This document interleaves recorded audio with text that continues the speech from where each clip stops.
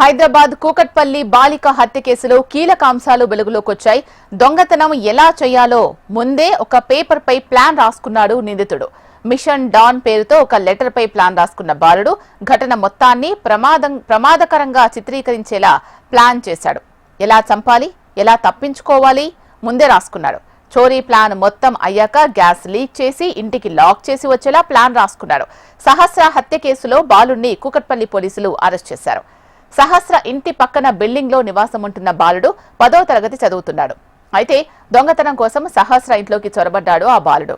బాలిక తల్లిదండ్రులు వెళ్లిపోయిన తర్వాత ఇంట్లోకి వెళ్లిన బాలుడు దేవుడి దగ్గర ఉన్న హుండీని పగలగొట్టే ప్రయత్నం చేశాడు.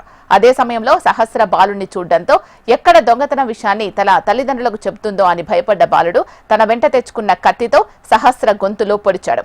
దీంతో బాలిక కింద పడిపోయింది. ఆ కాసేపటికే సహస్ర మృతి చెందింది. ఈ నెల 18న సంగీత్ నగర్ లో ఈ హత్య ఉదంతం జరిగింది.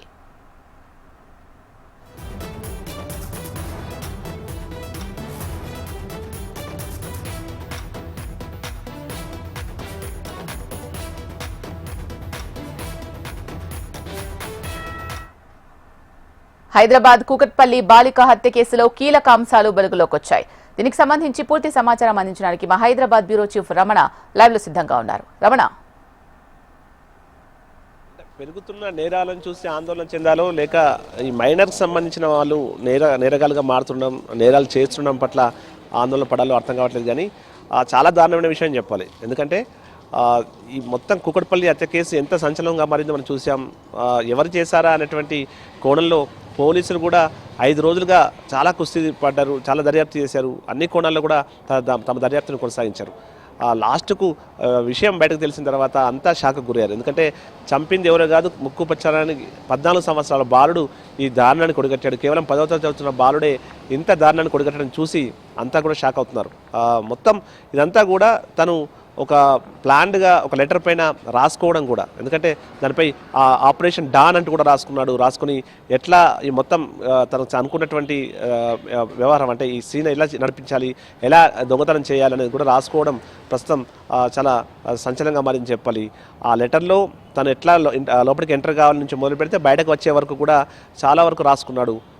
అయితే క్రికెట్ బ్యాట్ కోసం కూడా ఈ దొంగతనం చేసి అంటే ఇంట్లోకి చొరబడ్డాడు అనేటువంటి వార్తలు వస్తున్నాయి. అయితే లెటర్కి సంబంధించి మాత్రం లెటర్లో దొంగతనం వ్యవహారమే ఉంది కాబట్టి కేవలం దొంగతనం చేసినట్టుగైతే ప్రస్తుతానికి మనకు అంత సమాచారం. ఏదేమైనా అంటే ముందు ఇక్కడ మనం తెలుసుకోవాల్సింది ఆ బాబుకు సంబంధించి వాళ్ళ ఇంట్లో ఎవరు ఉండరు అన్నది మాత్రం ఆయనకు పూర్తి స్థాయి సమాచారం ఉంది. అంటే రోజు వీళ్ళంతా పిల్లలు స్కూల్కి వెళ్తారు, పేరెంట్స్ ఇద్దరు పనుల కోసం వెళ్తారు. సో ఇంటికి లాకేసి ఉంటుంది కాబట్టి తను ఈజీగా దొంగతనం చేయొచ్చిన ప్లాన్తో అతను ఎంటర్ అయ్యాడు. పక్కన ఇంట్లో ఫస్ట్ లోపలికి వెళ్ళేది మాత్రం సీసీ కెమెరాలో కూడా రికార్డ్ అయింది. బాబు బయటకు వచ్చే విజువల్ మాత్రం లేదు. అంటే దాన్ని బట్టి అతను పక్క నుంచి ఎటో వేరే ఇంట్లోకి వెళ్ళాక దాదాపు పోలీసు స్పష్టత వచ్చింది. అయితే ఇంట్లోకి ఎంటర్ అయిన సమయంలో బాలిక లేదు ఇంట్లో. ఎంటర్ అయ్యి దొంగతనానికి ప్రయత్నం చేసిన సందర్భంలో అప్పుడు బాలిక చూడడం, బాలిక అరవడం చేయడంతో వెంటనే తనతో తెచ్చుకున్న కత్తితో అంటే ఫస్ట్ ముందు ఆ బాలికను ఊపిరాడకుండా చేసి చంపినట్టుగా చెప్తున్నారు. ఆ తర్వాత మళ్ళీ ఒకవేళ తను చనిపోకపోతే అప్పుడు నా పరిస్థితి ఏంటనే భయపడి అప్పుడు కత్తితో ఆ బాలికను అత్యంత కిరాతకంగా 18 కత్తిపోట్లు అతను బావిపై పొడిచినట్టుగా ఆ పోలీసుల విచారణలో వెల్లడైంది. చాలా షాకింగ్ విషయాలు అయితే బయటపడుతున్నాయి. ఎందుకు ఇంత క్రూరంగా ఆ బాలుడు ప్రవర్తించాడు, ఇలాంటి అనేక అర్థం కాని విషయాలు, అంటే పిల్లల్లో మానసిక రుగ్మతలు ఏ విధంగా ఉంటాయనేది ఇవన్నీ కూడా నిదర్శనం. అయితే ఎప్పుడైతే బాబు బయటకు వచ్చే వీడియో లేకపోవడంతో అనుమానం కలిగినటువంటి పోలీసులు ఒకసారి ఆ బాబును విచారిద్దామనే క్రమంలో ఆ చుట్టుపక్కల ఉన్న నివాసులు ఉన్న వారికి విచారించిన సందర్భంలో ఒక సాఫ్ట్వేర్ ఇంజనీర్, అంటే అతను వర్క్ ఫ్రమ్ హోమ్ చేస్తున్నాడు, తన ఇంట్లో ఉన్న అతడు ఈ బాబు మాకు ఆ గోడ నుంచి దిగుతున్నట్టు కనిపించాడని చెప్పగానే వెంటనే ఆ బాబు స్కూల్కి వెళ్ళి మరి ఆ బాబును అదుపులోకి తీసుకొని విచారించిన సందర్భంలో అప్పుడు బాబు మొత్తం విషయాలు చెప్పాడు. ఇంటికెళ్ళి ఆ బాబుకు సంబంధించి బాబు ఆ రోజు హత్యకు వాడిన కత్తి కావచ్చు, అతను ఆ రోజు వేసుకున్న దుస్తులు, ఆ తర్వాత ఆ లెటర్, ఆ పేపర్ అవన్నీ కూడా స్వాధీనం చేసుకున్న తర్వాత మొత్తం ఈ మర్డర్ మిస్టరీ వేడింది.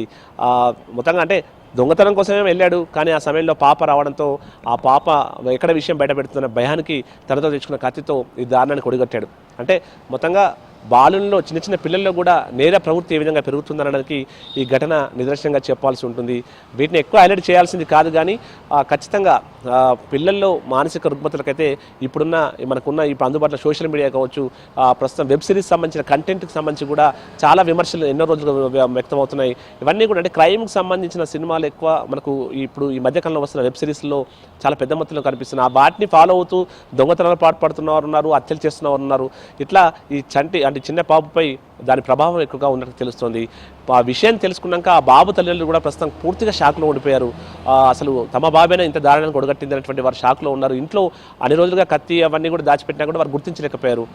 మొత్తంగా తర్వాత ఈ విషయం బయటపడంతో ఇన్ని రోజులుగా పోలీసులు కూడా కంటి మీద కొడుకు లేకుండా చేసింది కేసు.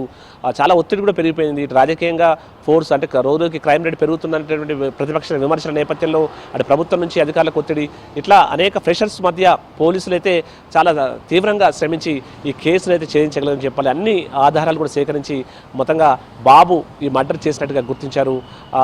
నేను ఇంతకుముందు చెప్పినట్టుగా మొత్తం పేపర్ మీద రాసుకున్న తీరు కూడా విస్తుపోయే విధంగా ఉంది.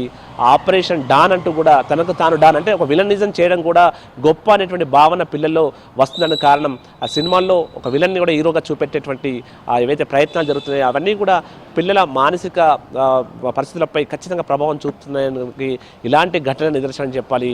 ఏదేమైనా అంటే ప్రస్తుతం ఈ ఘటనకు సంబంధించి పోలీసులు కూడా ఇలాంటి విషయాన్ని పెద్దగా హైలైట్ చేయదని భావనలో వారు ప్రెస్ నోట్ ద్వారానే వివరాలు వెల్లడించే అవకాశాలు కనిపిస్తున్నాయి. మీడియా సమావేశం పెట్టే సందర్భం అయితే లేదనే వార్తలు అయితే వినిపిస్తున్నాయి. మరి చూడాలి, మరి కాసేపట్లో స్పష్టత వచ్చే అవకాశం ఉంది. ఎందుకంటే ఒక మైనర్ బాబు చేసినటువంటి కేసు కాబట్టి దీన్ని ఇంకా మరింత స్ప్రెడ్ చేసి మరింత మందికి చేరువయ్యే విధంగా చేస్తే అది రేపు దుష్ఫలితాలు చూపెట్టే అవకాశం ఉంది. కాబట్టి మరి పోలీసులు కూడా దీని గురించి ఆలోచన చేస్తున్నారు. కానీ ఏదేమైనా ప్రస్తుతం మళ్ళీ ఒకసారి ప్రస్తుతం ఏవైతే కంటెంట్తో ప్రస్తుతం ఈ క్రైమ్ కంటెంట్తో వస్తున్నటువంటి వెబ్ సిరీస్లకు సంబంధించి కానీ ఇవన్నీ పెద్ద ఎత్తున చర్చ జరుగుతుంది. ఖచ్చితంగా ప్రతి వాటిపై ఏదైతే సెన్సార్ సంబంధించి ఉండాలి, ఒక లిమిట్ ఉండాలి. అలాంటివి చేయకపోతే మాత్రం ఇలాంటి నేరాలు రోజుకి పెరిగిపోతూనే ఉంటాయి. అది మాత్రం కాదని నిజం. ఏదేమైనా ప్రస్తుతం ఈ ఘటనకు సంబంధించి అంతా కూడా అక్కడ ఉన్న స్థానికులు షాక్ గురవుతారు. రోజు తమ కళ్ళ ముందు ఆడుకునే చిన్న బాబు ఇంత దారుణంగా కొడగట్టాడు అనేటువంటి షాకులు అక్కడ ఉన్న వారంతా ఉన్నారు. ప్రస్తుతం అంటే ఆ బాబును మరి ఆ ఏజ్ కూడా ఒక నేరాలు చేసినంత ఏజ్ కాదు, కనీసం మంచి చెడు కూడా తెలియని ఆ ఏజ్లో ఆ బాబు అంత దారుణంగా కొడగట్టాడు.